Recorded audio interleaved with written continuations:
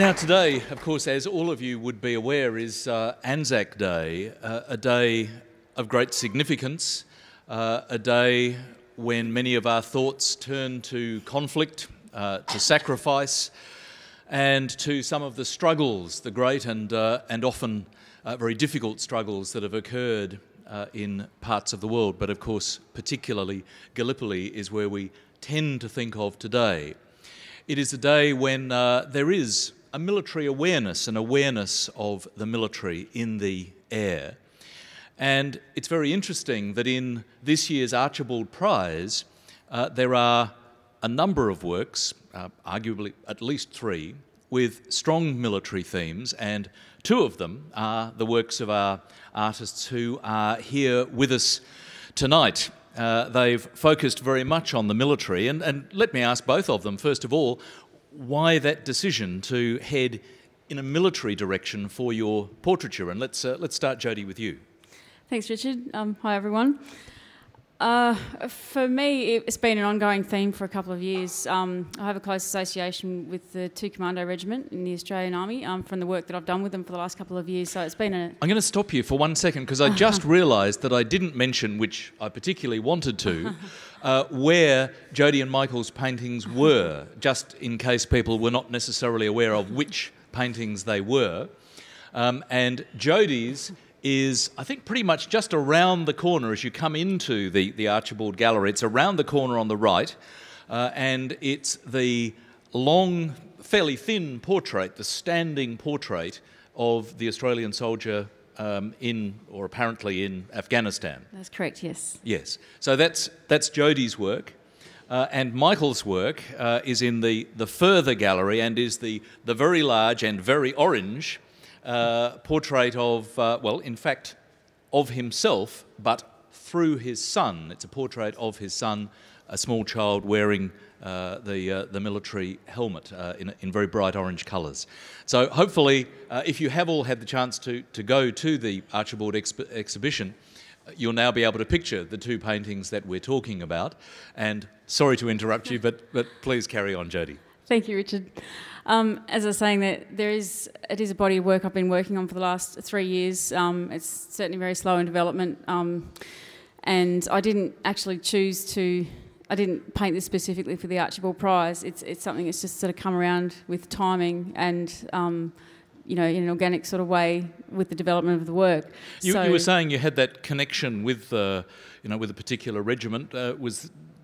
Is this something that's long-standing? How did that sense of connection with the military come about? It's not something I looked for. It's something that was just I had a friend that was in the unit, and it's after a while I've did some work for them, and I'm still continuing to do some artwork for them. So they have the largest collection of my work, and and my own work has developed out of that association. So if I didn't actually deliberately set out to paint a military theme, I never thought that I would enter the Archibald with a military theme, but that's how it's turned out. So, yeah. And Michael, what about you? Yeah, a couple of years ago, both of my grandfathers passed away, and they both fought in World War II. And when they passed away, just through looking at the photographs of them when they were actually in the war, the places that they travelled around to, I suddenly started asking these questions about what had actually happened in their life, because I think with most people who have fought in war, they don't really talk about it at all. I mean, my grandfathers never spoke to it. They only ever talked about things which happened on the periphery of war. So when you asked them specifically, were they then able to share stories with you? Not really, no. They only spoke about the places that they travelled to, but they never spoke about the details.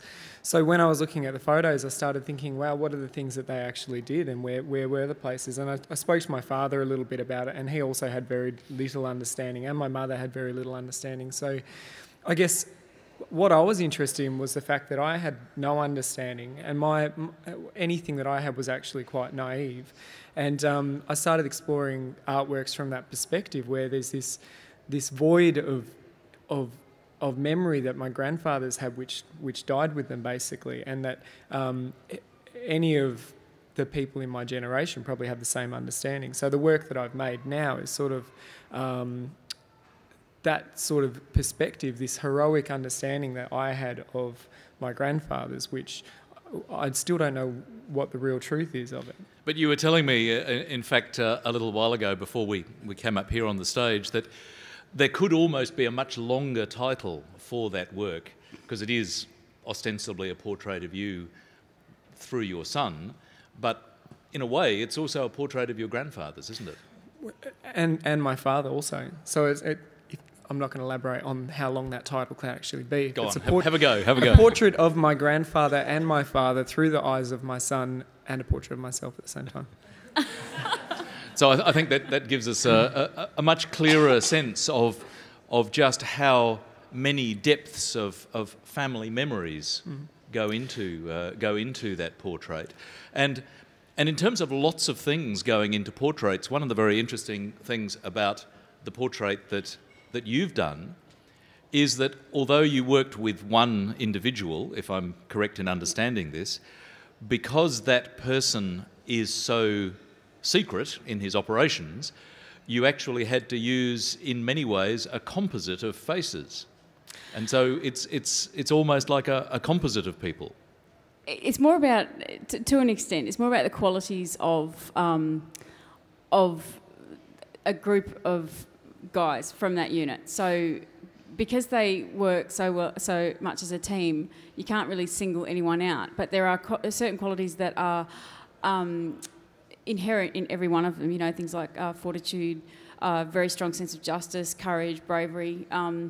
You know, sense of, you know, the types of things that you see as the essence of the Australian soldier. So I wanted to have that come across, and you can do that through, I mean, I have a strong sense of the figure, so I wanted to do the entire figure, or almost the entire figure, because that, you know, it's someone's gait, it's someone's stance, it's how they stand and how the orientation of the head, you know, things like the smoke and the way they wear the uniform and things like that. There is in that portrait a tremendous sense of kind of confidence and that's right, a sort of a relaxed confidence, almost a little bit of a swagger.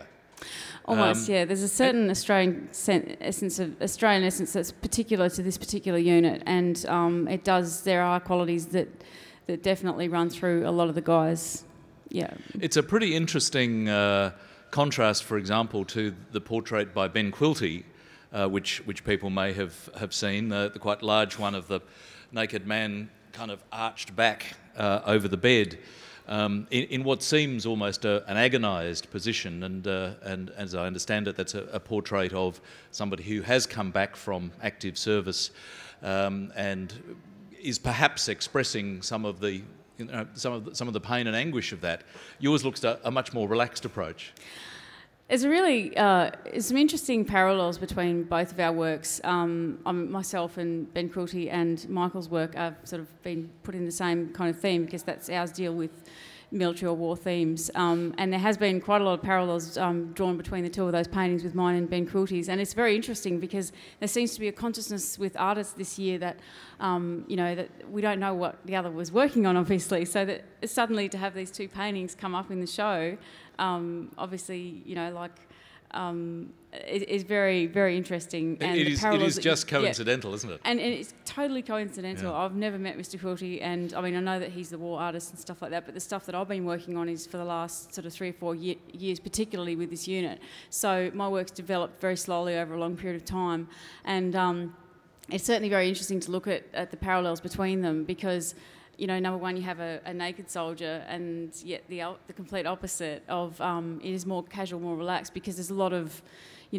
time that they're over there that they're not, it's sort of like a sense of, there's obviously a sense of determination and mission and things like that, but there's also a lot of downtime, and, there's a lot of boredom that goes with that, but there's also, it's the essence of that soldier that I wanted to bring across. You're really capturing that essence. Yes. And I mean, Michael, it's no coincidence that you have a portrait of your son, a child, wearing the military paraphernalia, because that theme is something that you're exploring quite widely in your work at the moment. Your other works of around this time have other children wearing different parts of military uniforms. What are you getting at there?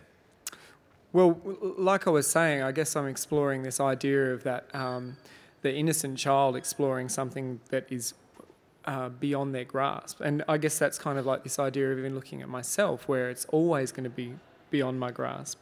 I'm not in a position where I will end up going to war, and I will always live in a fairly safe and protected environment. But from the idea of these children sort of playing dress-ups in whether it's their grandfather's clothes or things that they've just found in shops, op shops, those sorts of things, that's really what I'm exploring, this contrast of the truth of war and then the innocence of someone looking from a great distance. And yet sometimes that fascination that you commented to me about when we were talking before this, about that children always play war, that you were a little perhaps fascinated and even concerned that your son and other children seem naturally just to take up these positions of conflict.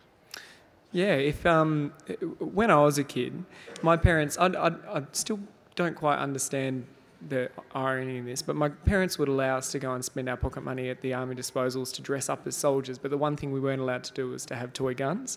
So we would spend a lot of our time making toy guns and hiding them in the garden.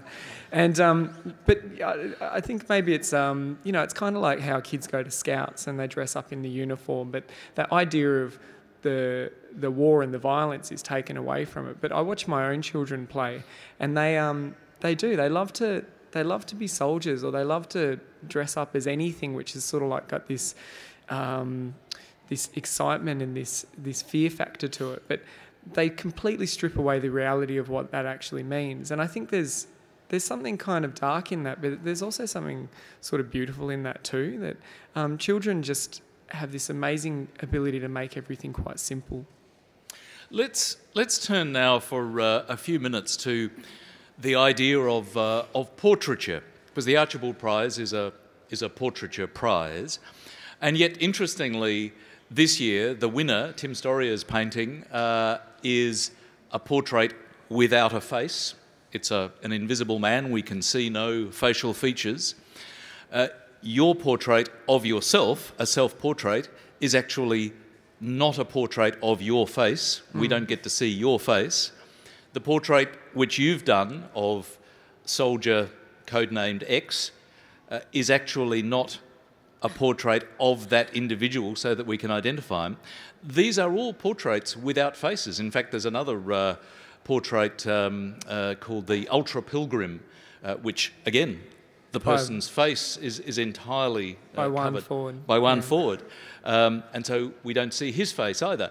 Let me get a little bit of a sense from both of you about your concept of portraiture, and if it's not defined by the face, which clearly it isn't for both of you or for those other works, where is the heart of portraiture?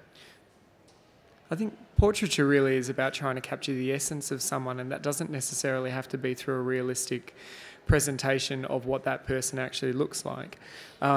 If I was to talk about my work, as soon as my first son, this is my first son who's in the painting, as soon as he was born, I suddenly started to question a lot of things about myself. I looked at my father, and I looked at my relationship with him, and I looked at the good and the bad in that. And while I've been, a father to my 5-year-old, I'm constantly questioning the way that I do things. I look at him and I see the things that he does that remind me of myself. So he literally is a reflection of you, or you're a reflection of him to some extent. I mean, it's interesting though that if you look in the sunglasses that are being worn, we actually don't see a reflection of you. And I was there originally. I painted myself out though. I didn't really want it to be about that. Yeah. And Jodi, your idea of that essence of portraiture. You were talking about trying to capture the essence of the soldier before.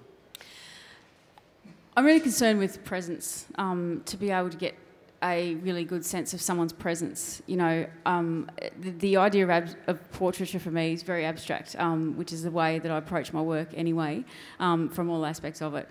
I think that, when we first go from seeing a photograph of someone we might have spoken to someone before, we might have a sense of their presence or what they may look like or whatever. But I think definitely as you get to know people and the more intimate your relationship becomes with different types of people in your life, and then that is reflected in your portraiture as well. It's a very abstract concept, so I think it's just a natural instinct for me to respond to that in the way that I work too, in the development of especially a body of work. I don't think that this is... I don't believe I'm dealing specifically with portraiture, but the way that this piece came about, the timing of it, it seemed to tick all the boxes in regards to the entry requirements. But I think that I was really surprised when we did see the finalists come out in the paper, and then to see the works. It's really incredible how the consciousness, there seems to be a similar consciousness with artists at the moment, searching for a broader and a wider definition of what portraiture is. And that's, I think, one of the subtleties I've picked up in the show this year. And I think that this particular show, even though that it's not strikingly, something doesn't jump out at you in, say, maybe in other years, say in last year, I think that it does, as viewers and practitioners, force us to look further and dig deeper and look for subtleties and discover things. And that's been quite an incredible experience for me this year, to discover things about other people's works, as well as the response to my work. So it's very interesting. We both spoke about this earlier, where we found it really interesting that both of us hadn't intentionally painted the paintings for the prize, that the paintings it was rather that they were sitting there in the studio, and I guess the prize forms arrived, and it was more like we just thought, wow, this is a work which actually suits it. Because often when you try to paint for something like that, you end up forcing something and making something which actually doesn't do justice to what you would normally do as an artist. So I thought it was really great. It's very interesting. There's a lot of, and even meeting some of the other artists, there's certainly a lot of common synergies between how people are working. And I think that that's a really telling time. And there may be a time of change and questioning going on with artists, which is very interesting because, there seems to be a lot of changes underway anyway with the new director coming in this year. So it's going to be exciting to see how it all pans out in the next 5 or 10 years with this particular prize. It is going to be interesting because I think we certainly have been seeing an evolution of the concept of what constitutes a portrait, and particularly perhaps what constitutes an Archibald Prize portrait, as was mentioned at the beginning of our little talk this evening. There is that very clear stipulation that the portrait must have included a sitting from the subject. And one could argue, and I mean there is much argument and debate about how that occurs in various ways, especially perhaps if the portrait ends up not being actually of the person who ostensibly is there. So there's lots of evolution and flexibility. Do you think that we will see a big change in the future? I think art is always in a state of flux anyway, so I think it's constantly going to be changed. I can't really speak for the gallery to see how they will go about choosing works for the prize. There always seems to be certain themes that seem to evolve out of it. I guess that comes down to the trustees and the judges that they have involved. But in terms of artists are constantly trying to evolve in some way so that they can present a new way of us being able to experience either the normal elements of the things that we see every day, or whether it's the things which come out of their imagination. Let's spend a few minutes, if we can, and it's amazing how quickly half an hour or so starts to fly past, because I'd love it if both of you can give us a little bit of a sense of that actual physical creative process for both of your works. Jodi, I know from the little bit of reading that I've done that you use some pretty interesting materials, sort of rabbit skin glue and various other things that go into the construction of the work. Tell us about what's involved and what was involved in that particular work. Well, it's very interesting because I'm a very practical, hands-on kind of person.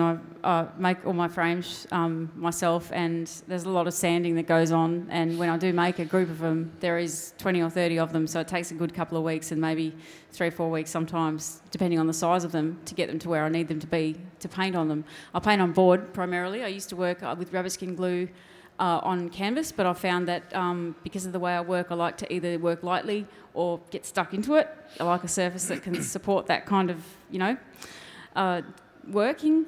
And quite a few years ago, I started painting my boards with rabbit skin glue, and I found that it was quite a superior surface. I really enjoy it, and it's rabbit skin glue comes in a little packet, and it's pellets, and you have to soak it overnight, preferably, and then you have to heat it up in a bain-marie type thing to a certain degree, a temperature, and then you apply it hot. So you sort of squish it over the surface. Sounds like a very nicely tactile process. It's interesting. It's it's obviously very smelly, but it creates sort of surface that I find really good to work on. Because I'm so familiar with the material, it came about, and I'd only just started mixing whiting with it to prepare a different type of surface. So at the moment I'm in the middle of my practice where I'm trying to develop new techniques and approaches to drawing and painting and everything in between. So when I was doing the portrait, I had to have on hand quite a lot of prepared rabbit skin glue or soaked rabbit skin glue to get to keep working, and it did force me to be very spontaneous and fresh with the work, because you can stretch it out for about half an hour with every batch, but you need to keep heating it up. And then when I prepared the surface with the whiting, it gave me the idea to start adding pigment, and so I didn't consciously decide to work monochromatically, but it was just a side effect of what came about from the process. And I'm very process-driven with everything I do, and very hands-on, so I like to have my hands in everything. and Michael, no rabbit skin glue with your work. It has a much cleaner, perhaps even slightly more clinical feel. What's the process for you? I guess I always start by doing a lot of studies first before even starting doing the painting. I do a lot of watercolour studies and a lot of photographic studies. For any painting that I do, I take about 500 photographs before even starting, and then I sort of compose a painting out of a combination of different photographs. And then the ink studies and the watercolours that I do allow me to work out what are the shadows that need to be brought out and what are the highlights that need to be brought out so that there's a strong contrast. A lot of people always make the comment that comment about artists who work from photographs. I think they see that as an easy option, but there's no real easy option to be able to produce an artwork which is photographic in nature. Because both of your works are fairly photorealist. Is there a reason, in your own mind, that you feel that it's important for both of you actually to paint or draw, as opposed to, for example, exhibiting the photographs themselves? I think and probably Jodi's the same as me, I think there's a love of actually making work. And I mean, it doesn't matter whether our subject matter is from photograph or whether it's from life. There's something, like, even as a little kid, I was always in love with drawing and trying to just draw and see that artwork emerge. And as a photorealistic painter, you have that. You have something which starts as an underpainting, which is really rough and really messy, because in order to make a beautiful photorealistic painting as a final, it has to have this really dark, sort of messy underpainting to get everything in place to start with. And I think that's what I like. I like this slow refining process, because any of my paintings have maybe 5, 6, 7, 15 layers of paint on them in order to build them up really slowly, because, like you said, they've got a very fine surface. In order to keep that, you can't slap on the paint. You really have to build it up slowly. And I like this idea that in the last layers, you're really pushing and pulling things and really changing what you have from the original into what you end up with. It's great now that both of you have described what you've done, because I hope that many of you will take the opportunity to go back to the exhibition and look really closely at the works of Jodi and Michael, to actually see now what it is that they've been describing in terms of their process. And I think I'm sure it will make it, because I look forward to doing the same thing, I'm sure it'll make it a much richer experience. We're going to have to wrap up in just a moment, but I'd like both of you just very quickly to give us a sense of what you're working on right now, or in the immediate future, that's exciting you in your creative endeavours. Jodi. For me, more rubber skin glue and more preparing surfaces. I'm working towards an exhibition at the end of the year in November to do with this particular theme, and this was part of that development of this work. So, yeah, I'm stuck into that at the moment. Thank you. And Michael? We're going to be in competition. I haven't. Yep. No, I'm working towards a show in October, beginning of October. So we're going to cross over. And yeah, the work that I painted for this show is actually part of a much larger series of work where I've already got about 5 or 6 paintings produced for that. But just keep going into the studio and making more work. Really, never stops. It never stops, but we have to, unfortunately. It's been great to share an insight into 2 creative minds and to get a closer sense of understanding of 2 works which are part of the Archibald Prize, and which, as I say, I urge you all to go and have another closer look at if you haven't had a chance to do that already. But now, would you please thank Jodi Daley and Michael Peck. Thank you both.